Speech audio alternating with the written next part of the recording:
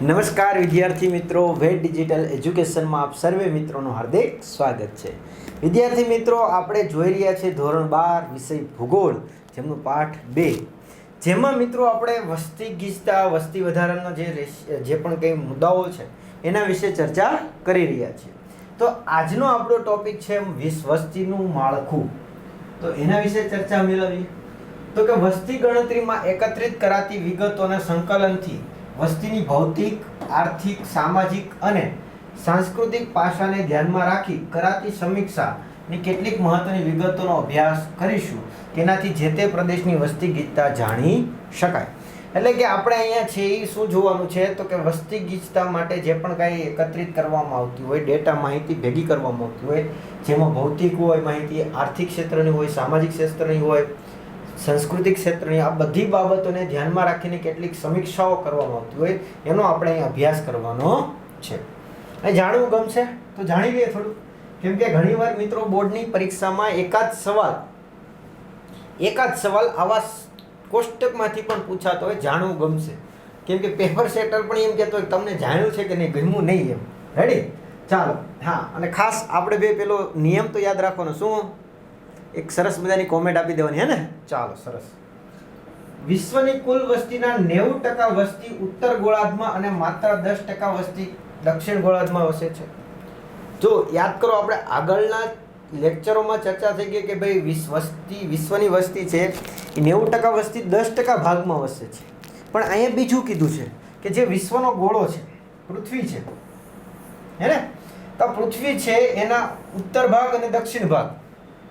તો આ જે ઉત્તર ભાગ છે એમાં કેટલી વસ્તી છે, તો કે કુલ વસ્તીના 90% છે. એટલે કે ઉત્તર ભાગમાં 90% છે અને જે દક્ષિણ ભાગમાં છે એ માત્ર 10% છે, હે ને? એટલે ઉત્તર ભાગમાં વસ્તી વધારે છે ભાઈ, દક્ષિણમાં બહુ ઓછી છે. ક્લિયર? ચાલો. વિશ્વની કુલ વસ્તીના 80% ભાગ સમુદ્રથી 500 મીટર ઊંચાઈ પર વસે છે. એટલે કે વિશ્વની જે વસ્તી, કુલ વસ્તી છે એમાંથી 80% વસ્તી, એટલે કે 80% વસ્તી છે એ સમુદ્રથી 500 મીટરની ઊંચાઈ સુધીમાં વસે છે. એનાથી વધારે ઊંચાઈમાં પછી 20%માં આવશે. ક્લિયર? વિશ્વની કુલ વસ્તીના 50% વસ્તી 20 સેલ્સિયસથી 40 સેલ્સિયસ ઉત્તર અક્ષાંશની વચ્ચે બેસે છે. તો કે આ જે પૃથ્વી છે, રેડી, આ છે ને મધ્યમાં, પછી 1 2 3 4 5 કરતા 20 અને 40. તો કે મોટા ભાગની વસ્તી આ 20 અને 40 ની વચ્ચે વસે છે ઉત્તર અક્ષાંશમાં. રેડી? 20 અંશ અને 40 અંશની વચ્ચે વસવાટ કરે છે. 50% વસ્તી. રેડી ને? અને વિશ્વની કુલ વસ્તીના 1% વસ્તી 60 અક્ષાંશ ઉત્તર અક્ષાંશની આસપાસ વસે છે. એટલે કે જે 60 ની આસપાસ છે એ કેટલી? 1% વસ્તી ત્યાં વસે છે. 1% કુલ વસ્તીના. રેડી? એટલે મુખ્યત્વે એ પણ ક્યાં વધારે પડતી? યુરોપમાં વસે છે. તો આ થોડીક ડેટા હતા જે તમને જાણકારી માટે ખબર પડે કે ભાઈ શું સ્થિતિ છે એમ. ચાલો, રેડી? પરીક્ષામાં ક્યારેક આવો ભૂલે ચૂકે એકાદો સવાલ હોય તો ખ્યાલ આવી જાય, હે ને, સરળતાથી. ચાલો, હવે જોવાનું છે સ્ત્રી પુરુષ પ્રમાણ, જેને સેક્સ રેશિયો કહેવામાં આવતો હોય છે. તો ચાલો, એની વ્યાખ્યા શું છે એ પણ યાદ રાખજો, પછી ડેટા પણ આપણે ચર્ચા કરશું. તો કે દર 1000 પુરુષોએ સ્ત્રીઓની સંખ્યાને જાતિ પ્રમાણ કહેવાય છે. તો જુઓ શું વ્યાખ્યા છે, તો કે 1000 પુરુષ હોય ત્યારે જે મહિલાઓની સંખ્યા હોય એને શું કહેવાય? જાતિ પ્રમાણ. રેડી? ચાલો. વિશ્વમાં સ્ત્રી પુરુષનું પ્રમાણ વચ્ચે ખૂબ જ નજીવા તફાવત સાથે પુરુષોની સંખ્યા વધારે છે. એટલે કે વિશ્વની આપણે વાત કરીએ તો સ્ત્રી પુરુષના જે તફાવત છે રેશિયામાં, એટલે 1000 પુરુષોએ સ્ત્રીઓની સંખ્યા, તો કે બહુ નજીવો તફાવત છે, પણ છતાંય પુરુષોની સંખ્યા વધારે છે સ્ત્રીઓ કરતાં. હજારો પુરુષો દીઠ સ્ત્રીની સંખ્યા 986 પ્રમાણમાં છે. એટલે કે 1000 પુરુષોએ મહિલાની સ્ત્રીની પ્રમાણ કેટલું છે? 986. એટલે કે એક પ્રકારે કહી શકાય કે 1000 સ્ત્રીઓ છે, એટલે કે પુરુષો છે 1000 પુરુષો, એમાં એ જગ્યાએ સામે કેટલી મહિલાઓ છે? 986, 14 ઓછી છે. રેડી ને? વિશ્વના દેશોમાં સ્ત્રી પુરુષનું પ્રમાણ વૈવિધ્યતાનો કોઠો મદદથી સમજી શકાય છે. રેડી? એટલે અહીંયા પ્રમાણ ક્યાં વધારે છે, ક્યાં ઓછું છે, ક્યાં સમાન છે, એને આપણે કોષ્ટક આપ્યું છે. જો દર 1000 પુરુષોએ સ્ત્રીઓનું પ્રમાણ છે એની વાત કરવાની છે. તો જોઈએ પહેલા વિશ્વના દેશોમાં ઓછું પ્રમાણ છે. તો કે સ્ત્રીઓનું પ્રમાણ જ્યાં ઓછું છે, 1000 પુરુષોએ સ્ત્રીઓનું પ્રમાણ ઓછું છે એવા દેશોની વાત છે. તો કે ચીન, ભારત, ખાડી દેશો, સુદાન, લીબિયા, ઇજિપ્ત. કયા કયા દેશો છે ફરીથી કે જ્યાં 1000 પુરુષોએ સ્ત્રીઓનું પ્રમાણ ઓછું છે? તો કે ચીન છે, ભારત છે, અને ખાડી દેશો છે, એમાં સુદાન છે, લીબિયા છે, ઇજિપ્ત છે. તો કે આ જગ્યાએ સ્ત્રીઓનું પ્રમાણ ઓછું છે. જ્યારે લગભગ સમાન 1000 પુરુષોએ સ્ત્રીઓનું પ્રમાણ પર લગભગ 1000 જેવું હોય તો કયા કયા દેશો છે? તો કે પેરુ, ઓસ્ટ્રેલિયા, સ્વીડન અને ઇથોપિયા. કયા કયા દેશો છે? પેરુ, ઓસ્ટ્રેલિયા, સ્વીડન અને ઇથોપિયા. રેડી? જ્યાં સ્ત્રીઓનું પ્રમાણ પુરુષોની સાપેક્ષમાં વધારે છે, પુરુષોની સાપેક્ષમાં સ્ત્રીઓનું પ્રમાણ કેવું છે? વધારે છે. એવા દેશો છે હો ભાઈ. કયા કયા? કેનેડા, USA, મેક્સિકો, દક્ષિણ આફ્રિકા, બ્રાઝિલ, ચિલી, આર્જેન્ટિના. ફરીથી, જે 1000 પુરુષોની સંખ્યામાં સ્ત્રીઓની સંખ્યા વધારે હોય એવા દેશો કયા કયા છે? તો કે કેનેડા, USA, મેક્સિકો, દક્ષિણ આફ્રિકા, બ્રાઝિલ, ચિલી અને આર્જેન્ટિના. તો કે આ દેશોમાં વસ્તી 1000 પુરુષોએ સ્ત્રીઓનું પ્રમાણ વધારે છે. એટલે 1000 કરતાં વધારે છે, પછી વધારે કેટલી હોય એનાથી કોઈ આપણે મતલબ નથી. ચાલો, આપણા દેશમાં પહેલેથી સ્ત્રીઓની વસ્તી પુરુષોની તુલનામાં ઓછી રહી છે. તો કે ભારતમાં જોવા જઈએ તો પહેલેથી જ, અત્યારે આજે 10 વર્ષ, 15 વર્ષ, 20 વર્ષથી નહીં, પહેલેથી જ જોવા જઈએ તો પુરુષોની સાપેક્ષમાં સ્ત્રીઓનું પ્રમાણ કેવું રહ્યું છે? ઓછું રહ્યું છે. અસંતુલન પાછળ બાળકોનો ઊંચો મૃત્યુદર, પુત્ર જન્મની ઘેલસા, સ્ત્રી ભ્રૂણ હત્યા જેવા પરિબળો જવાબદાર છે. એટલે કે જે આ અસંતુલન બનેલું છે કે પુરુષોની સાપેક્ષમાં સ્ત્રીઓનું પ્રમાણ ઓછું છે ભારતમાં, તો એની પાછળના કારણો શું જવાબદાર છે? તો કયા કયા છે? તો કે ભાઈ ઊંચો મૃત્યુદર, બાળકીઓનો ઊંચો મૃત્યુદર, એટલે કે છોકરીઓનો ઊંચો મૃત્યુદર છે. પછી પુત્ર જન્મની ઘેલસા છે, હે ને, એ પણ મહત્વનું છે. જે પુત્ર જન્મની ઘેલસા આપણે આગળના લેક્ચરમાં જોઈ ગયા. પછી સ્ત્રી ભ્રૂણ હત્યા, એટલે કે જ્યારે હજી છોકરી છે કોઈ ગર્ભમાં હોય ત્યાં જ એનું શું કરી દેવામાં આવે? ભ્રૂણ કરી દેવામાં, એટલે કે મૃત્યુ કરી દેવામાં આવે. તો આ બધા કારણો છે, પરિબળો જવાબદાર છે. દેશના જુદા જુદા રાજ્યોમાં પણ આ જાતિ પ્રમાણમાં તફાવત જોવા મળે છે. તો કે દેશના જે અલગ અલગ રાજ્યો છે એમાં પણ આ જાતિ પ્રમાણમાં તફાવત જોવા મળે છે. જે વસ્તી 2011ના ડેટા મુજબ જોવા જઈએ તો 1000 પુરુષ દીઠ સ્ત્રીઓનું પ્રમાણ શહેરી ક્ષેત્રોમાં કેટલું છે? શહેરોમાં છે 926. શહેરોમાં કેટલું છે? 926. અને ગ્રામીણ ક્ષેત્રોમાં 947. જો 1000 પુરુષોની સાપેક્ષમાં મહિલાનું પ્રમાણ શહેરી ક્ષેત્રમાં કેટલું? 926 અને ગ્રામીણ ક્ષેત્રમાં 947. એટલે બે વચ્ચે જોજો. ક્લિયર? જ્યારે રાષ્ટ્રીય સરેરાશમાં સ્ત્રીઓનું પ્રમાણ છે 940 છે. એટલે કે જો આખા દેશની સરેરાશ કરવામાં આવે તો એમાં છે 940. યાદ રાખજો, એક ગુણનો સવાલ અહીંથી મોસ્ટ ટાઈમ બી આ વધારે પૂછાશે. આ બે ઠીક છે, છતાં યાદ રાખવાનો પ્રયત્ન કરશું. શહેરોમાં સ્ત્રીઓનું પ્રમાણ 926, ગામડામાં વધારે છે 947. પણ જો એવરેજ કરવામાં આવે, સરેરાશ કરવામાં આવે તો કેટલું છે? 940 છે. કેટલું? 940. નેક્સ્ટ જોઈએ, કેરળમાં દર 1000 પુરુષોએ સ્ત્રીઓનું પ્રમાણ 1084. કેરળમાં સ્ત્રીઓનું પ્રમાણ વધારે છે પુરુષો કરતાં. એટલે કે પુરુષોની 1000 પુરુષોની સામે સ્ત્રીઓનું પ્રમાણ કેટલું છે? 1084. માથે 84 છે, હે ને? એટલે સૌથી વધારે જો અહીં પૂછાય શું એક ગુણનો પ્રશ્ન જો યાદ રાખજો ભાઈ, અહીં બી સવાલ છે. કેટલું છે? તો કે 1084. આ જે આંકડા લખીએ ને, ટીક કરું છું ને નવી પેનથી, એ યાદ રાખજો બધા. એક ગુણના પ્રશ્નો છે આપણા. ક્લિયર? તો જો શું કહે છે, સૌથી વધારે સ્ત્રીઓનું પ્રમાણ કયા રાજ્યમાં છે? કેરળમાં. કેટલું? 1084. 1000 પુરુષો 1084. તમિલનાડુમાં 996. રેડી? આંક સાથે અનુક્રમે પ્રથમ અને બીજો. તો પ્રથમ વધારે ક્યાં છે? કેરળમાં. અને બીજા નંબરે ક્યાં છે? તમિલનાડુમાં છે. ક્લિયર? ચાલો, પછી કેન્દ્ર શાસિત પ્રદેશમાં સૌથી વધારે સ્ત્રી પ્રમાણ હોય તો પોંડિચેરી. ક્યાં?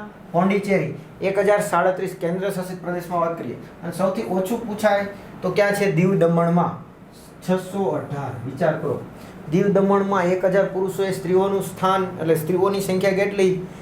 618. કેટલી બધી ઘટી ગઈ, હે ને? 312 82 ઘટે છે. 1000 પુરુષોએ મહિલા કેટલી ઘટે? 382 ઘટે ભાઈ. રેડી? પછી જ્યારે છત્તીસગઢ છે, તમિલનાડુ છે, આંધ્રપ્રદેશ છે, મણિપુર છે, આ 4 રાજ્યોની સંતુલિત સ્ત્રી પુરુષ પ્રમાણ દિશામાં મોખરે છે. એટલે કે આ જે 4 છત્તીસગઢ, તમિલનાડુ, આંધ્રપ્રદેશ, મણિપુર આ બધામાં એવરેજ છે.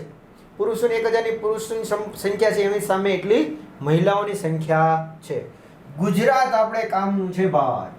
ગુજરાતમાં યાદ રાખજો મિત્રો, શું તો કે ગુજરાતમાં સ્ત્રી પુરુષ પ્રમાણ કેટલું છે? 919 છે. કેટલું? 919. ભારતમાં કેટલું? 940. ગુજરાતમાં કેટલું? 919. સૌથી વધારે કયા રાજ્યમાં છે? કેરળમાં છે. રેડી? અને સૌથી ઓછું કેન્દ્ર શાસિત પ્રદેશમાં કયા કેન્દ્ર શાસિત પ્રદેશમાં? દીવ દમણમાં છે. આ બધા પ્રશ્નો એક ગુણના છે. સૌથી વધુ, સૌથી ઓછું, કેટલું આ બધું યાદ રાખવાનું છે. ગુજરાતનું કેટલું, ભારતનું કેટલું. હવે જોઈએ અહીંયા આપણે રાજ્યોનું આપણે એક લિસ્ટ આપ્યું છે તો જોઈ લઈએ. ચાલો, શું કે છે? તો કઈ રાજ્યો સૌથી ઓછું જાતિ પ્રમાણ, સૌથી ઓછું જાતિ પ્રમાણ વાળા રાજ્યો, જેમ કે રાજ્યના બાજુ જાતિ દર પ્રમાણ. રેડી? 1000 પુરુષો. હરિયાણામાં કેટલું છે? 879. સિક્કિમમાં તો કે 890. પંજાબમાં 895 અને ઉત્તર પ્રદેશમાં 912. ક્લિયર? તો આ બધી જગ્યાએ સ્ત્રી પ્રમાણ છે પુરુષોની સાપેક્ષમાં ઓછું છે. ગ્રામીણ ક્ષેત્રોની તુલનામાં શહેરી ક્ષેત્રોમાં સ્ત્રી પ્રમાણ નીચું રહે છે, જેનું કારણ તે સ્થળાંતરમાંથી રોજગાર અર્થે થતું સ્થળાંતર જવાબદાર છે. એટલે કે ગ્રામીણ ક્ષેત્રોની તુલનામાં જોવા જઈએ તો શહેરી સ્ત્રીઓનું પ્રમાણ છે ઓછું હોય, નીચું હોય છે. કેમ? તો કે એના માટે સ્થળાંતરમાંથી રોજગારી અર્થે થતું સ્થળાંતર જવાબદાર છે. એટલે કે રોજગારી માટે જે સ્થળાંતર થતું એ એને માટે જવાબદાર છે. ચાલો નેક્સ્ટ આપણે વાત કરીએ ગ્રામીણ વસ્તી. તો આપણો દેશ મુખ્યત્વે ગામડાઓનો બનેલો છે. તેમાં કુલ દેશની વસ્તીની 68.84% ગામડાઓમાં અને 31.16% વસ્તી શહેરોમાં વસે છે. એક ગુણનો સવાલ. ભારત ગામડા પ્રધાન છે ને, ગામડાનો બનેલો મુખ્યત્વે દેશ છે. તો ગામડાની વસ્તી, કુલ વસ્તી, ગામડાની વસ્તી કેટલી છે? તો કે ભાઈ 68.84% ગામડામાં વસે છે અને 31.16% છે એ શહેરોમાં લોકો વસવાટ કરે છે. એમાં સૌથી વધુ ગામડાની વસ્તી જોવા જઈએ તો 90.21% છે. કયા રાજ્યની? તો કે હિમાચલ પ્રદેશની. સૌથી વધારે ગ્રામ્ય વસ્તી કયા રાજ્યની છે? તો કે હિમાચલ પ્રદેશની. કેટલી? 90.21%. વિચાર કરો, હે ને?